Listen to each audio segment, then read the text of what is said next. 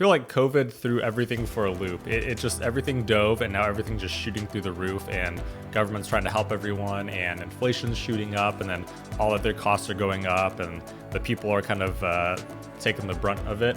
That's just my thought of it. It just seems like everything's kind of spiraling at least a little bit in strange ways, because that's so far exactly the same story as the US and probably all of Europe. Hello and welcome back. Today I'm going to be watching and reacting to Cost of Living Rising in UK. This is by BBC News. I saw it kind of blew up in views, and I'm just curious to see. It seems like generally everywhere is going up a lot in prices. I know here in the US our inflation is through the roof, something like 6.1% last quarter. Housing prices are through the roof. All of our groceries are going way up. It's just crazy. Gas is way high right now. So I'm curious to see if the same thing is happening in the UK and if it's worse than here, because it is pretty hard for people to live sometimes, and especially new people like trying to start life is pretty difficult. And as always, I want to know your thoughts on it, because I'm way over here in the US, so I don't know what it's like over there, and I really like to hear your side of things, because sometimes the news is a little dramatic. So I'd like to hear your side, your stories, what's going on over there, and if you agree, disagree with this video, I would like to know all of this. So here we go.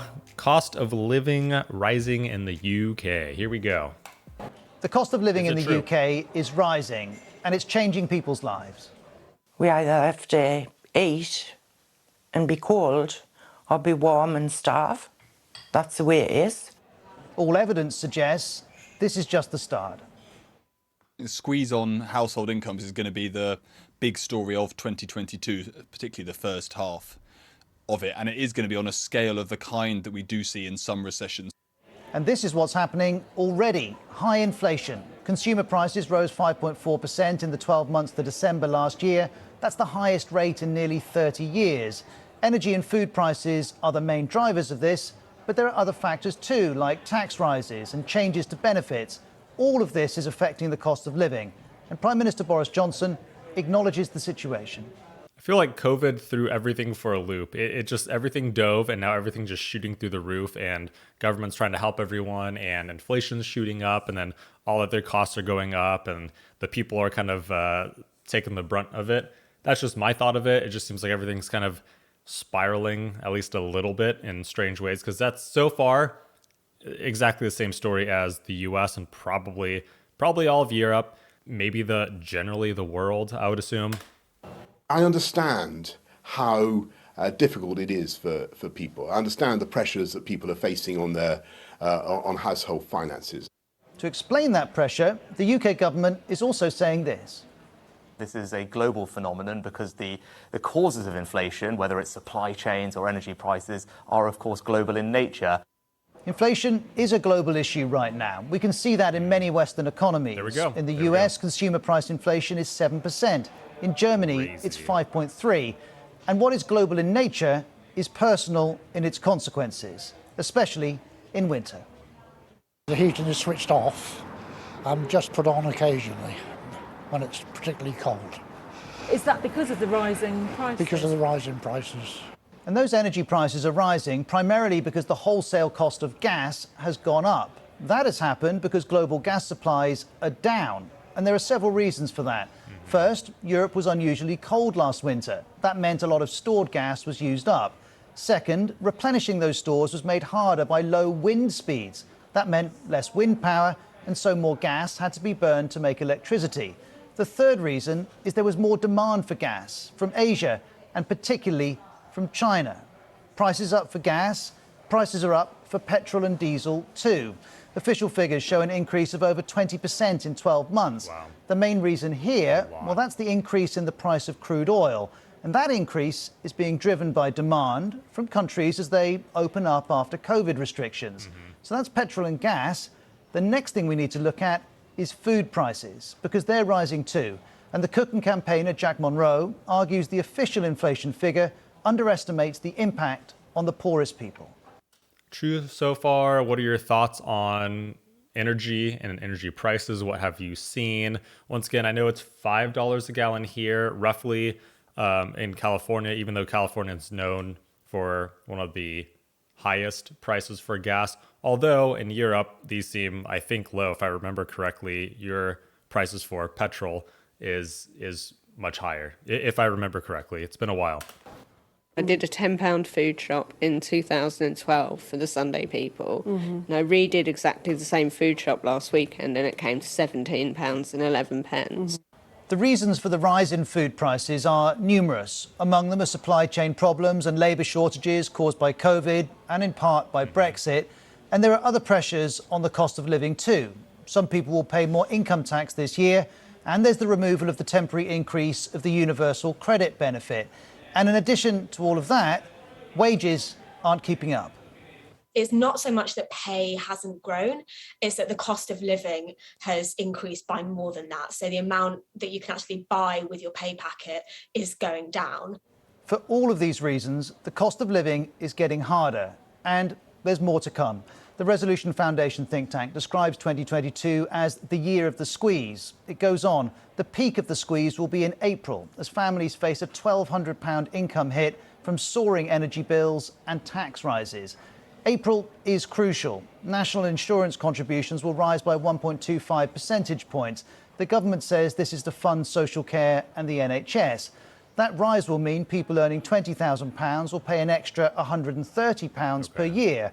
Those earning £50,000, they'll pay £505. I was just about to ask why are the taxes going up in such a situation where, as a whole, as you know, the world is kind of struggling, I guess, a little bit of a struggle with, you know, paying for things. That was definitely one of my questions right there, and maybe there's more than he just said as to why taxes are going up. I don't know what it's like in the U.S. I don't know if taxes are going up as well. Probably in some areas. I feel like they're always inching up. So it's more. And if that's tax, then there's energy.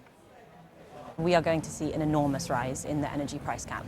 It's the biggest that there's ever been in the price cap kind of history, and it will amount to something like £60 a month for customers, and that's immediately from April.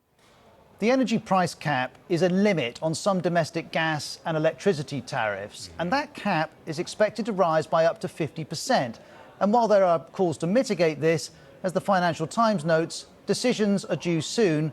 All potential solutions are difficult and expensive. And here are some of them. The opposition Labour Party wants to do this.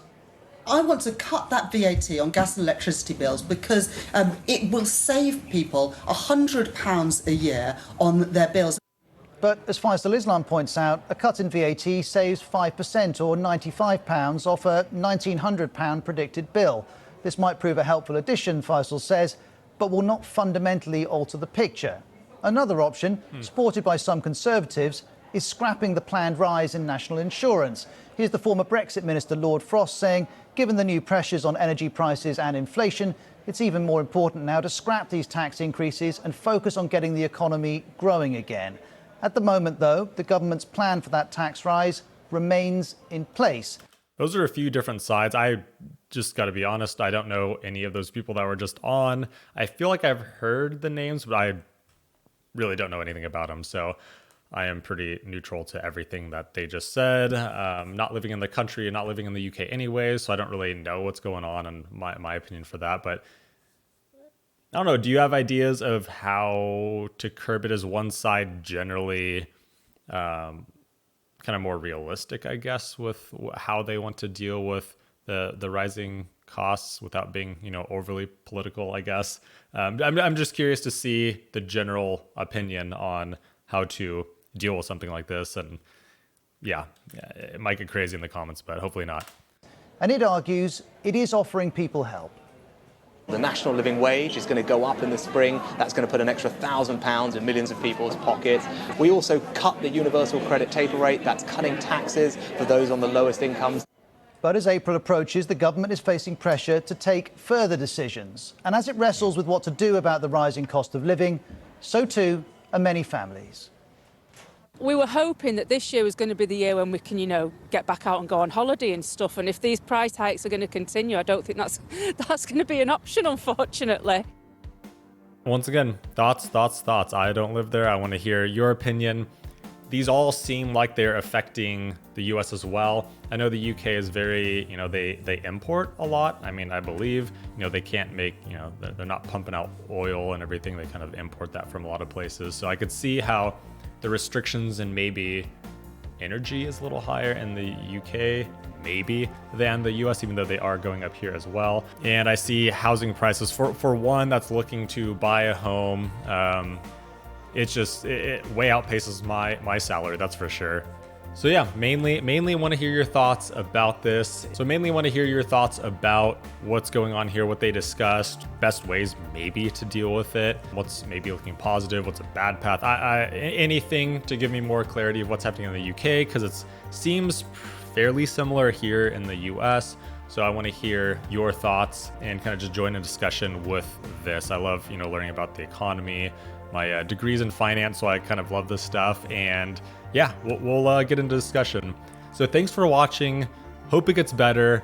Hope things start normalizing and we'll all move through this together. So thanks for watching and have a good rest of your day.